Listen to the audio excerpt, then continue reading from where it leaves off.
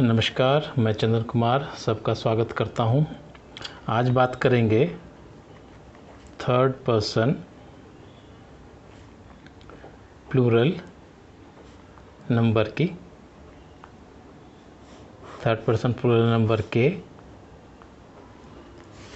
Pronoun की, जो कि दे है। अब मैं एक सेंटेंस लिखता हूँ, दे आर बॉल्स। आप में से बहुत लोग हो सकता है इस सेंटेंस से सहमत ना हो, लेकिन मैं आपको बताऊँ ये सेंटेंस सही है। आप लोगों को आदत होगी दीज आर बॉल्स या दोज आर बॉल्स। ये तीनों सेंटेंस सही हैं, लेकिन ये दीज का जो मतलब हुआ, इसका मतलब हुआ ये गेंदें हैं और वे गेंदें हैं। दे आर बॉल्स का मतलब होगा वे गेंदें हैं। यहाँ पर ये चीज़ निकल कर आई कि दे जो है मेल, फीमेल, ऑब्जेक्ट, इसे न्यूट्रल जेंडर हम कह सकते हैं। न्यूट्रल जेंडर के साथ कॉमन जेंडर, यानी हर तरह के प्लूरल फॉर्म के लिए आप दे लगा सकते हैं, इसमें कोई प्रॉब्लम नहीं है। हाँ, लेकिन इसका जो अलग अलग फॉर्म है वो अलग अलग होगा। जैसे मैं ये कहना चाहूँगा कि दीज बॉल्स आर देयर्स। इसका मतलब क्या हो गया? ये गेंदें उन लोगों की हैं, ये गेंदें उन लोगों की है। तो यहाँ पर ये जो दीज हो गया, इसे हम डिटरमाइनर कहते हैं, डिटरमाइनर भी कहेंगे, और इसे हम डेमोन्स्ट्रेटिव एडजेक्टिव भी कहते हैं। दीज की जगह पर यदि हम दोज लिखेंगे तो दोज हो जाएगा दोज, दैट का प्लूरल फॉर्म है। दे क्या होगी? दे को हम किसी भी जेंडर के लिए यूज कर सकते हैं, और दीज और दोज जो हो गया वो हो गया डिटरमाइनर, जिसको कि हम डेमोन्स्ट्रेटिव एडजेक्टिव बोलते हैं। अब जैसे देयर का एग्जाम्पल लेते हैं, देयर लेक्चर्स आर गुड, उनके लेक्चर्स अच्छे हैं। यहाँ पे देयर पॉजेसिव एडजेक्टिव है। एक सेंटेंस लेते हैं, wash these apples and put them the fridge, यानी इन सेबों को धो लो और इसे फ्रिज में रख दो।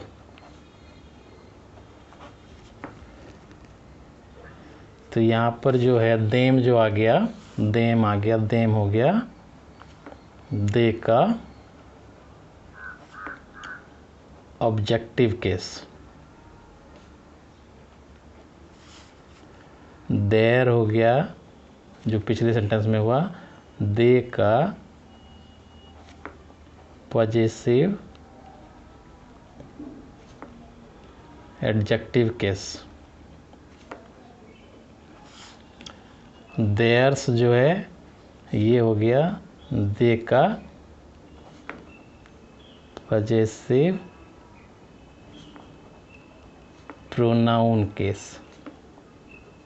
जैसे हम ये लिख सकते हैं, दीज बुक्स आर देयर्स।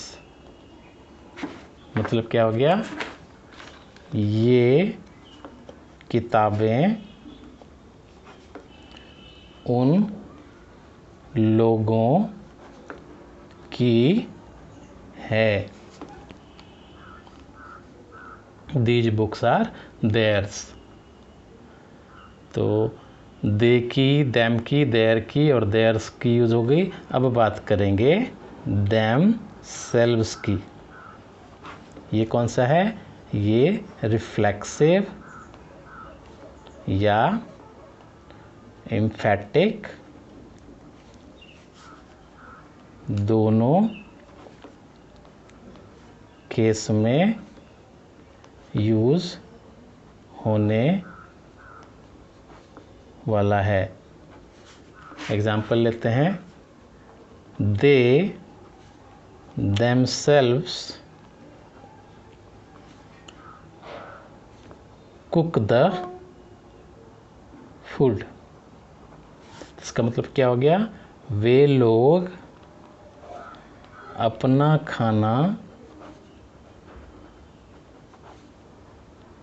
खुद ही बनाते हैं। वे लोग अपना खाना खुद ही बनाते हैं। They were playing among themselves। इसका मतलब क्या हो गया? वे लोग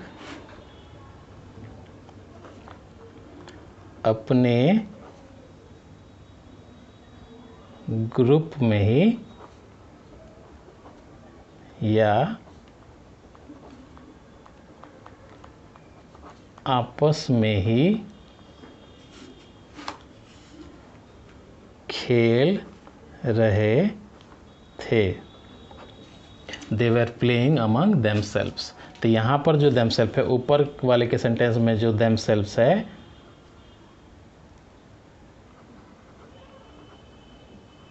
ये एम्फेटिक है।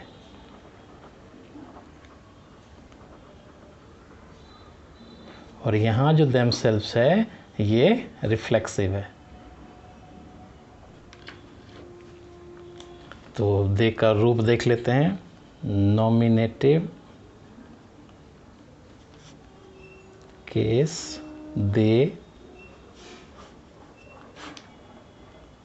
Possessive adjective their, possessive pronoun theirs, objective them, reflexive या emphatic themselves। ये फॉर्म होती है। और ये जो है इसके बारे में फॉर ऑल जेंडर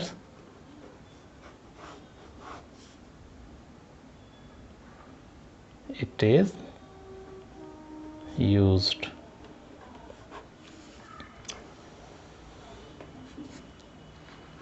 पिछले वीडियो में मैंने इट का ऑब्जेक्टिव फॉर्म नहीं बताया था, वैसे मैंने कमेंट में लिख दिया था। इट का ऑब्जेक्टिव फॉर्म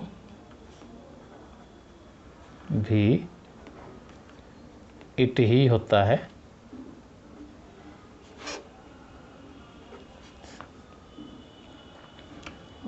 और जैसे ही डिड इट, तो उसने यह किया। तो आई होप आपको ये वीडियो पसंद आई होगी। पिछले वीडियो में कॉपी जो थी वो ज़्यादा हिल रही थी, तो वो भी मैंने ठीक कर दी है। और रेजोल्यूशन को लेकर भी मैंने किसी की सलाह पे रेजोल्यूशन कम कर ली थी, तो वीडियो की क्वालिटी थोड़ी ख़राब हो गई थी। आई होप इस बार के वीडियो में सब कुछ अच्छा होगा। और मैं जल्द ही बोर्ड पर भी आने वाला हूँ। लगभग सारा काम हो चुका है, थोड़ी सी औपचारिकता बाकी है, उसे करते हैं, फिर मिलते हैं बोर्ड पर भी। और ओवरऑल वीडियोस में भी काम करता रहूँगा। जब कोई छोटी सी बात बतानी हो या फिर कोई कहानी बतानी हो, लाइन बाय लाइन उसे एक्सप्लेन करना हो, तो उस केस में मैं ओवरहेड वीडियोस भी बनाऊंगा। आप सबका जुड़े रहने के लिए दिल से धन्यवाद। ख्याल रखें, stay healthy, stay positive. Chandan Kumar signing off.